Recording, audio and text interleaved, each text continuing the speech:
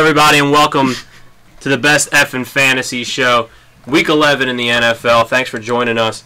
I'm your host, Steve Albertini, joined by my two stud analysts, Jerry Procopio, Carmen Del Mastro, and my producer, the Zen Master himself, Nick Specca. Hard at work on the Twitter boards right now, gathering up some questions for later on in the show. Week 11, just real quick, couple bye weeks. Minnesota Vikings, the Giants, the Seahawks, and the Titans. So be alert. They're in your lineup. I want to jump right in here before we get started. Is everybody okay? Calvin Johnson had a big game. Everybody off the ledge right now. Nobody's worried about Calvin Johnson anymore. Nick, you were worried for a little bit, weren't you? Well, when I made the trade for him, yeah, I was slightly concerned. But I'm still worried about his health. Because every time the guy gets touched, it looks like he's going to have a seizure any second. As long as he keeps getting the ball. Monster game last week, 200 yards and a touchdown. Everybody can relax about Calvin Johnson. But in terms of injuries, it was a big week in injuries, particularly at the quarterback position. 4 starters going down, all expected to miss at least this week. Michael Vick being the primary guy, being the guy we were all expecting eventually to miss time due to injury. Nick Foles stepped in, was a typical rookie, made a couple plays, made a couple mistakes. Has a matchup coming up against RG3 at Washington this week. Jay Cutler and Alex Smith both went down. Purely coincidental that their two teams play each other this week on Monday Night Football. And we will be subject to the Jason Campbell, Colin Kaepernick experience on Monday night. And then Ben Roethlisberger got hurt in the Monday night game. The extent of the injury is not known exactly. The team did say it was pretty significant, so expect Byron Leftwich next Sunday night against Baltimore. Now, having said that, all those 4 guys kind of guide me through the next couple weeks. Out of all those guys, who would be the most viable fantasy option this week and then going forward? Well, obviously, it's Nick Foles playing Washington secondary, who gives up the second most production to opposing quarterbacks. Instead of sticking with quarterbacks, let's just go to like Jay Cutler and Alex Smith. They're on teams with people that rely on at the wide receiver position. I would say Brandon Marshall is obviously affected. Mm-hmm. Also, Ben Roethlisberger's injury. Byron Leftwich he looks horrible. So yeah. Antonio Brown, Mike Wallace, Heath Miller, they're all gonna. You gotta lower your expectations a lot when you think about that situation. Mm-hmm. And Alex Smith, I mean, the guy, the only wide receiver that you want to start on San Francisco is really Michael Crabtree. But even that, you have to temper your expectations with Kaepernick. So having said all that, go ahead. Watch your mouth. Go ahead. Talking about Kaepernick. But go ahead, proceed. No, I'm done. You That's can pick up. No, I agree with you with Nick Foles. I think Nick Foles is the best pickup out of the bunch, especially for the time being. But I think one guy in particular that his value might increase is Randy Moss because of the way Kaepernick runs the offense. He's more of a spread offense guy. And if you think the 49ers aren't going to install some plays out of the shotgun that help benefit Kaepernick, then you're smoking a lot of fairy dust, Jer. So Kaepernick's a guy who I could see benefiting if Alex Smith is out for an extended period of time. All right, we'll see. Yeah, we will see, Jer. Well, you're the Bay Area analyst. Bay Area correspondent, so. Absolutely. Don't worry. I got some more Bay Area news for you, Jer. All right. I mean, all these guys suffering from head injuries with the exception of Roethlisberger. The early reports say that Vic is expected to miss a significant amount of time. I personally wouldn't be surprised if they shut him down with the beating he's taken and with the way that the season's been going in general in Philadelphia. But if you're a Cutler, Alex Smith owner, and obviously a Brandon Marshall, Michael Crabtree, those guys, an owner of those guys, it's definitely a situation to monitor going forward, especially in the new NFL where they try not to rush these guys back from such injuries. On to more positive things, I guess. It was a great game last week in the Superdome between Atlanta and New Orleans.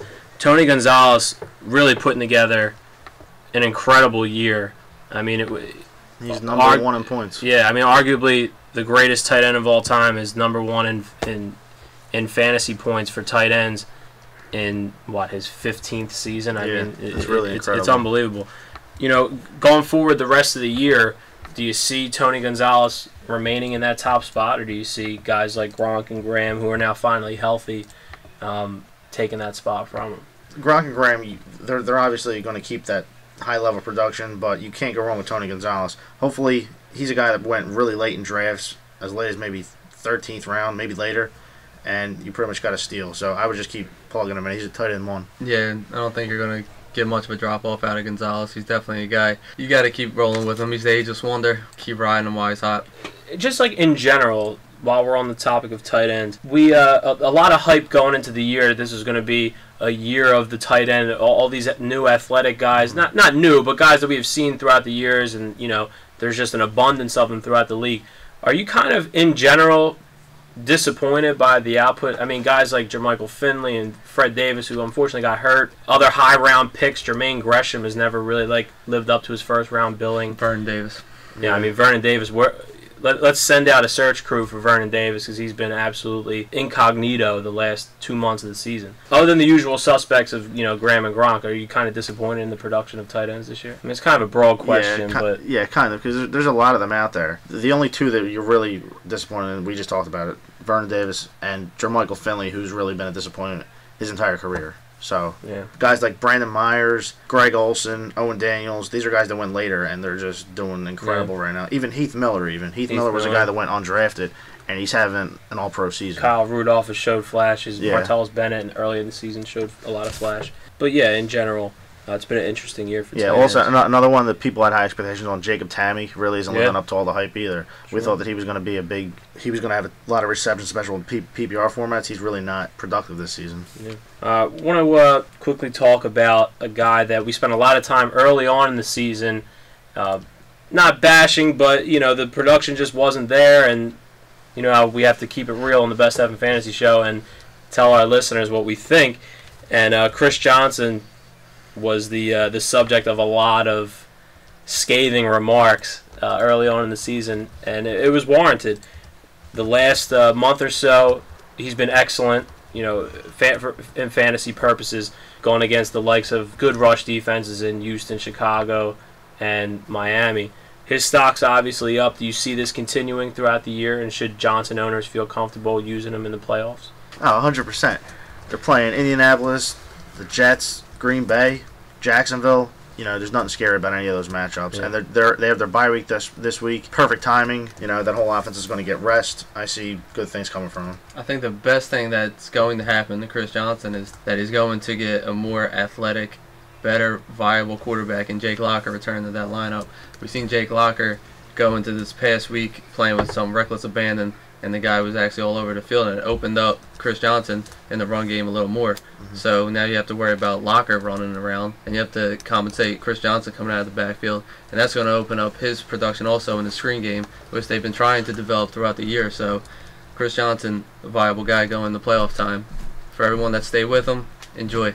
Another group of fantasy guys that have been on the rise in the last month or so is the Tampa Bay offense in general, led by Doug Martin, who we've talked about at length on this show last week. They're third in the league in points per game, 28.9 points per game. Josh Freeman has been excellent in the last month. Vincent Jackson's proven to be a legitimate deep threat, like we all knew he already was in San Diego. Mike Williams has had a resurgence.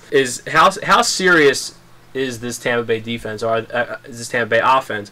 Are they a legitimate fantasy juggernaut going forward? Yeah, even though this is a super young team, you're starting to see what they're capable of. This is next couple of years. This is going to be one of the most scariest offenses in the league going forward. In the playoffs, I don't think matchups matter. They're going to put up points. Yeah, I mean, but if you're looking ahead and you own some of these guys, playoff matchups week 14, 15, and 16 against the Eagles, the Saints, and the Rams. I mean, the Rams aren't as poor of a defense as they used to be, but they're still not the 85 Bears. So expect good things from the Tampa Bay offense going forward. On the flip side of that, the defense that really kind of set the spark for the Tampa Bay offense, and that was the Oakland Raiders defense, laid 55 laid on them from the Baltimore Ravens this week. Are you starting everybody going against Oakland going forward? Absolutely. That defense is just wrecked with injuries. The secondary is a mess. They have Michael Huff playing cornerback. They have no secondary help. They have no backups in that secondary. I mean, the front seven isn't that bad, but I mean, even with the linebacker position, there's linebackers that they're out, and then they're getting waiver wire guys filling them in. They have there's not a prayer for that Raiders defense right now. Speaking of the Raiders, They play New Orleans this week. Carson Palmer's a free agent in a lot of leagues. If you have one of those quarterbacks we talked about earlier, or if you have anyone on bye, Carson Palmer. Who else is on the waiver wire that could be a viable add this week? Staying with the same game, Darius Hayward-Bay is available in 64% of leagues. He was dropped after his concussion, and he's been doing well over the past couple of weeks. So, also Denario Alexander, he's the starter now in San Diego. Robert Meacham's done. He's been putting up numbers the last couple of weeks, so he's a guy you want to look at, but temper your expectations. Vincent Brown's not coming back. Also, a guy that I was high on earlier in the season, who really hasn't produced that much because of Cam Newton. Brandon LaFell plays Tampa Bay this week. How's that LaFell Crabtree bet working out right now? It's about even. That's not even. That's not even. That's not like even one close. eyebrow off as you speak. Well, all I'm saying is he got 8 looks last week. They're home against the Bucs, who do give up points. So this divisional game, there's going to be a lot of points. I see him having a nice game. And also, if you're really desperate at running back, you want to take a chance on Beanie Wells, who's coming back next week. Go ahead. That's beyond desperate. Yeah, Taking a it's chance really on Beanie desperate. Wells. But It is desperate. They are on the. He's back this week or next week? next week. Next week. But people are looking at Somebody's it. gonna pick them up. Reports are pick them coming out now that looking at him. He's got the name. They remember what he did before, but that offensive line's a mess, and that playoff schedule is pretty bad. But I'm just saying, if you're desperate, Just saying. Just throwing it out there. All right, guys. I want to spark the debate here at the Best Evan Fantasy Show. I want your top 5 wide receivers right now in the NFL. My top 1 right now would still be Calvin Johnson, just based on his overall. He's still number 1. It would go Calvin, Marshall, A.J. Green, Victor Cruz, and Percy Harvin. The 5th one's hard for me right now. It's hard for me. It's a toss-up between Percy and Julio, but Julio's still better than Roddy. I don't care what you say, Jerry. He's better than him. It's one of those situations, though, when you compare Roddy and Julio, it's like just because the guy's more productive, it's like, what are you basing it on? You're basing it on actual production and catches. I mean, how many years did Wes Welker have more catches than Randy Moss in New England? How many years did T.J. Houshmandzadeh have more catches than Chad Johnson in Cincinnati? There's a reason why they traded their whole draft to get Julio, and they didn't do that with Roddy, so I'm just saying. At the end of the game, Matt throws the Roddy, and they need a big play. Okay. It was also 3rd and goal. And he was hurt. And with 4 minutes left in the game, and he threw it up to Julio, too. And it's his 2nd year in the league. I just think he looks. Actually, when the game was on the line, he threw it to Tony Gonzalez. That's fair. Gonzalez. But, which is not a bad option, but... obviously it depends on the league you're in. But if I had to do a top 5, I'd probably do the same thing, except for, what did you say, Percy last? I would probably say Roddy, because he's safe. He's safe. He's definitely safe. He's definitely productive. I mean, you can't dispute that. No. Julio, I'm just messing around with. He has struggled to stay healthy, though. That's his only problem. Since when do we like to be safe here at the Best Evan Fantasy Show? We're all about being bold. Well, you know what? Taking strides. You know what I'm going to do? What are you going to do, Jerry? I'm going to go back in time. That tight-ass coat you got on? And I'm going to do? I'm going to take your fantasy record from all yours and compare it to mine and make an article. Oh, yeah? Wow. And we're going to show who's been steady and who's been up and down. And all the fraud leagues that you've been in and against I'm your in little 7 leagues cousins right now, and I'm your mom's friends. and I'm a top 3 in all of them. Yeah? Excel spreadsheet. Actually, top 4. Yeah, that's great, Jerry. Just go by So, Dojan. Anyway, We're getting off topic. It's about records. You're We're definitely you're in getting all off these top. leagues. but this is what happens when we spark the debate at the Best Evan Fantasy It's about Show. records. Friends turn into enemies. And this is what happens. Yeah. All right, guys, stay tuned. We'll be right back for our Legends and Jerk-Offs for Week 11.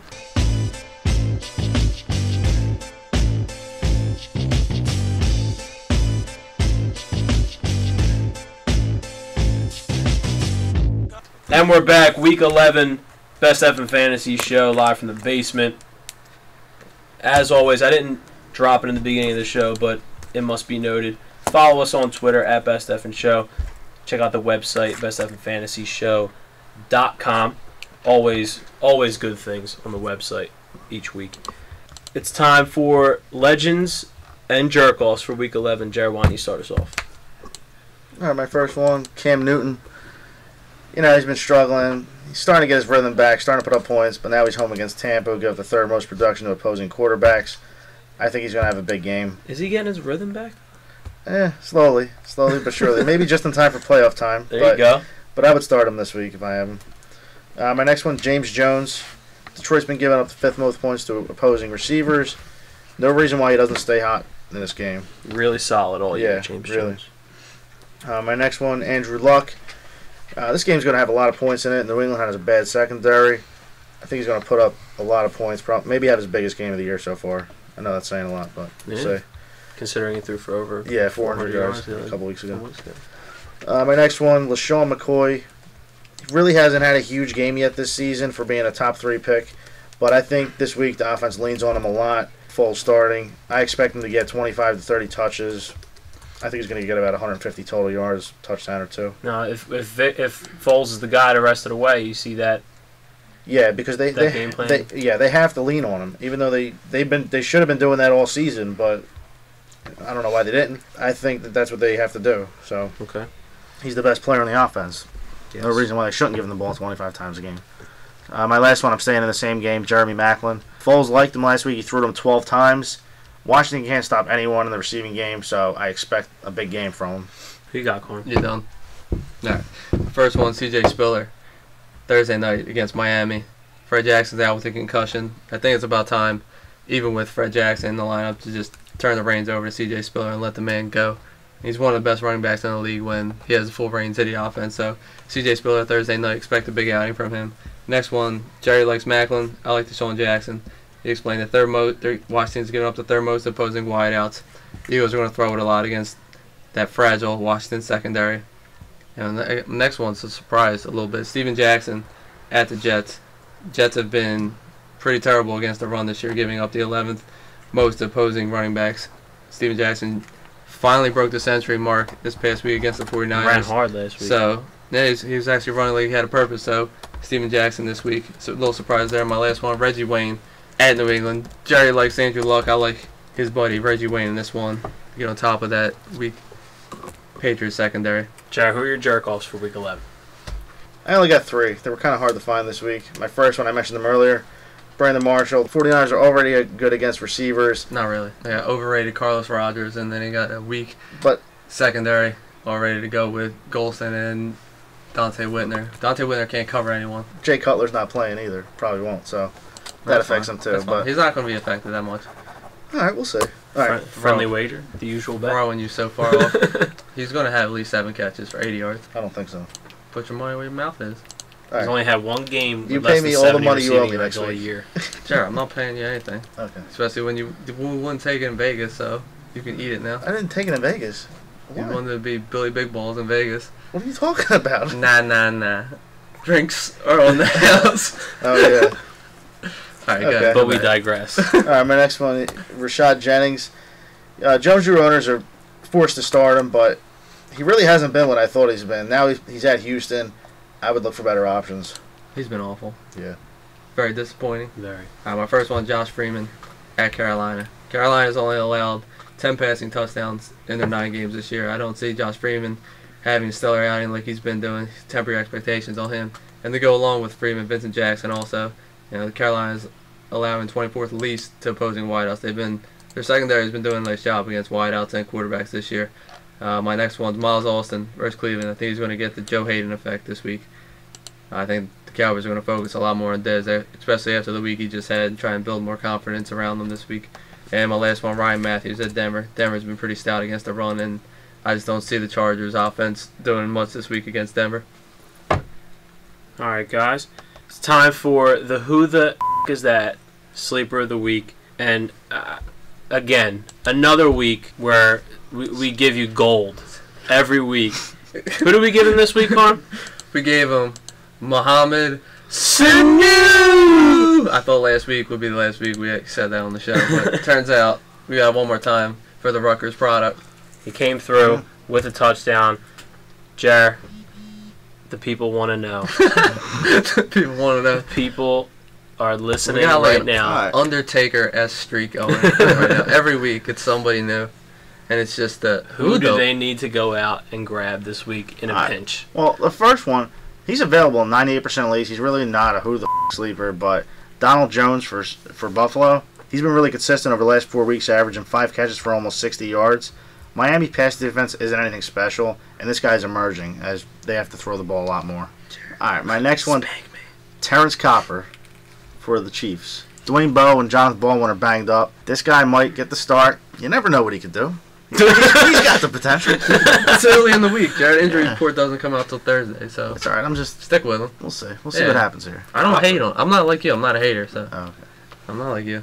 All right. You got more? I got a couple more. All right. Can I get one? Go ahead.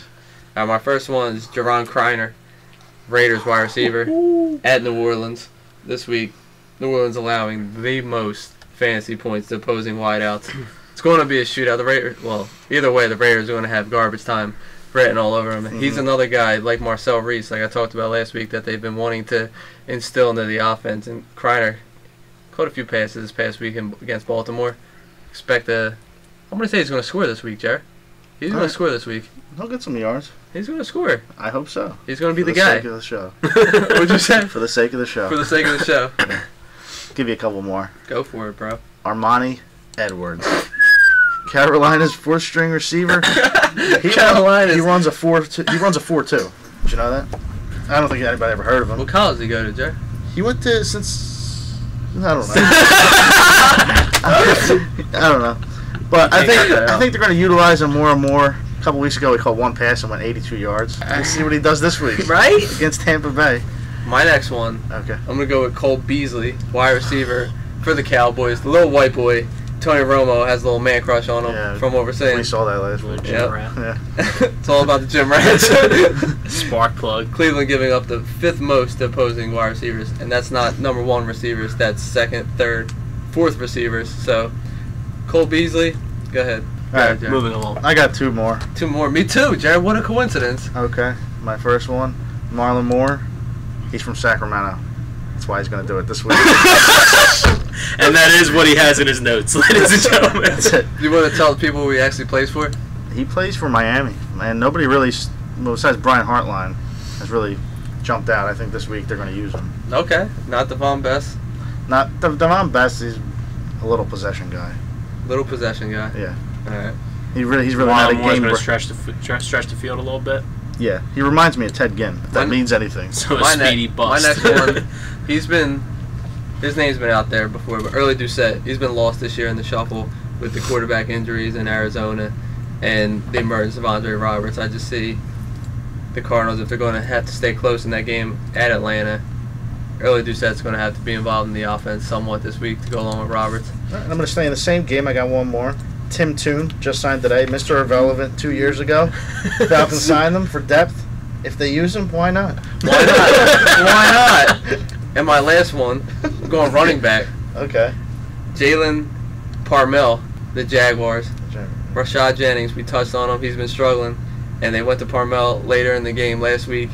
So, if Jennings continues to struggle, which I'm sure he will this week against Houston, Parmel could see some garbage time production this week.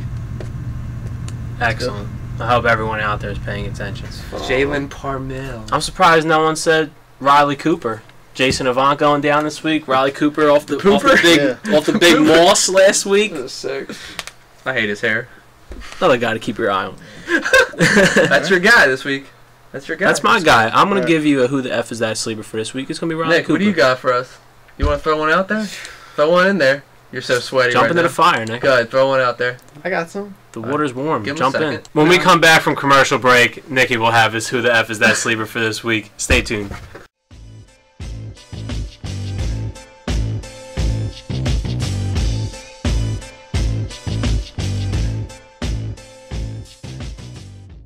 Welcome back, everybody, to the question segment of the Week 11 edition of the Best F in Fantasy Show. I'm going to hand it over to my producer, Nick Specca, who's got the first question. Go ahead, Nick. All right, first question comes from Lloyd McCluster. Yes. He says, gangsters, thanks for the Colson advice, hashtag swag. This week, how do you feel about giving Daniel Thomas a start? Hashtag swag in your mouth.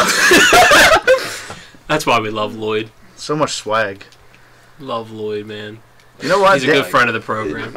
Daniel Thomas is a top 15 running back this week, and I'm going to tell you why. Buffalo gives up the most points to opposing running backs, and he's been getting more touches than Reggie Bush over the last 3 weeks.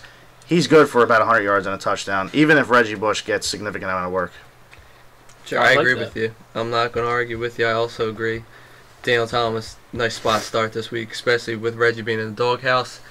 And I'm still waiting for my man Lamar Miller from the U to take over the reins of that backfield. It's coming. Playoff time. Just wait. All right. Our next question comes from at CFunk110. He says, if Myers doesn't play this week, what tight end should I pick up? Dreesen, Selleck, or Dwayne Allen? Well, I like Dwayne Allen just because of the fact they're going up against the weak secondary and the Patriots. But you just have to monitor his situation. If Fleener doesn't play, then I would go Dwayne Allen. I kind of like Selleck a little more because you gotta figure Foles is a better passer than Vic is. They're gonna be throwing a little more. I like Selleck as well. I think with Dreesen, unless he scores, he's really not giving you anything. So I'll ride with Selleck this week. All right, our next one comes from at NYC Money 123. He's got 2 questions. His first question is for a quarterback situation. He said pick one: Luck, Rivers, or Freeman this week. I'm going Luck 100% this week. Great matchup for him. Yeah, I agree with that. Luck all the way. And it's unanimous. Andrew Luck. All right, his second one is says please pick from 2: Gonzo, Welker, Vincent Jackson, Cecil Shorts. You go Gonzo and Welker 100%. I'm not trusting Jackson against the Panthers secondary. I know it sounds odd, but they've been stellar against wideouts and quarterbacks this week, or in this season. So that's right. I'm going Gonzo and Welker. Yeah, I'll go Gonzo and Welker as well. I just think Welker will just be more involved. Vincent Jackson, unless it's a shot downfield, you got to temper your expectations with him. Definitely Gonzo though. Can't sit that guy. No. All right. Next question comes from at LT Hank Dribbin, and he said, "Where do you guys view Greg Olsen ranked among tight ends overall, in your opinion?" Well, he has been inconsistent. Last week he exploded, but you have to temper your expectations with him. I mean, this year he has the most potential to have his breakout season, but he's a tight end too going forward. But he's going to produce week to week. He's top 7 right now, in my opinion. And with his points wise, he is too. Yeah, he's a top. Yeah. The guy has all the potential in the world. It's just a matter of them actually instilling him into the offense. Yeah. And Cam Newton's been up and down, and obviously his production's tied to his. Olsen, definitely all the talent in the world. All right, his second question actually is, what do you guys think about Mendenhall going forward? He's just a name. It's hard to rely on any one of those running backs. The Steelers' offensive line isn't that great. Hasn't been that great. Well, it's because they're all hurt. Yeah, they are all hurt. Well, I don't know. I would rather have Mendenhall than the other two if Mendenhall's actually healthy. Well, yeah, that's true, but you don't know what's going to happen. If he comes back healthy, then he's actually going to be more reliable than the Redmond Dwyer drama that we've been seeing all year. And our final question comes from at the Loser's Truth, and he wants to know, what do you guys think about starting Tony Romo this week going against Cleveland at home? Romo, you can't expect quarterback 1 numbers, but he's going to produce for you. He's going to throw 3 interceptions and 3 touchdowns like he does every week. He's going to make mistakes, but he'll put up numbers at the same time. Low double-digit numbers like he does every week. And just be a shady fantasy player. Shady. That's all the questions we have this week. I'm going to send it back to Steve. All right, thanks, Nick. That's all the time we have for this week. Thank you for joining us. We'll see you next week. Good luck.